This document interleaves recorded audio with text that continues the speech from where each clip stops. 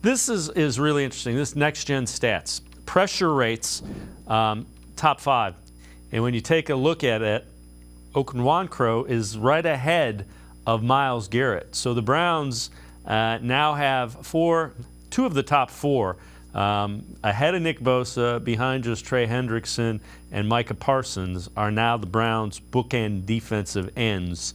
Again, you like that? The wide 9, that's going to even make it a little bit more of a pressure-packed situation for opposing quarterbacks. Yeah, and I think the key is, with Schwartz, he likes to rotate his line in and out. So he's not going to see a crazy amount of snaps, but there's definitely going to be an uptick from what he saw in Houston.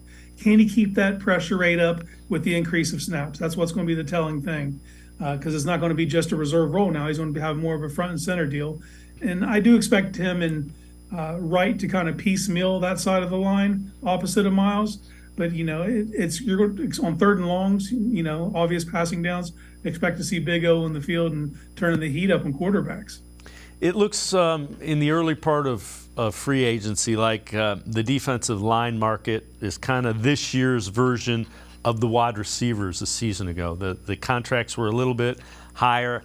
I have been a proponent, and I've said a number of times on this show, I want to see 3 or 4 guys, not 2 at the higher price, because you need the numbers. And it seems like Andrew Berry and the front office kind of agrees. They need numbers up front. So there's going to be another one, I would imagine. Yeah, they got to get someone to pair with Dalvin. I'm just ecstatic, though, because we've been screaming from the rooftops over here to get a professional defensive tackle in this room, and that's what they did by getting Tomlinson. So now it's about supplementing that.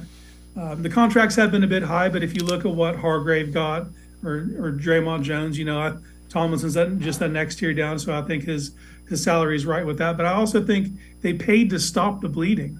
Enough was enough. Stop the madness. They paid the money to get the guy there, and so I think everything's going to follow suit. I think whoever they do supplement him with, I think will probably be one of those guys who's on a 1 to 2 year deal as opposed to what Tomlinson got with his 4. Yeah, and the other thing was they were in on both Hargrave and Draymond Jones.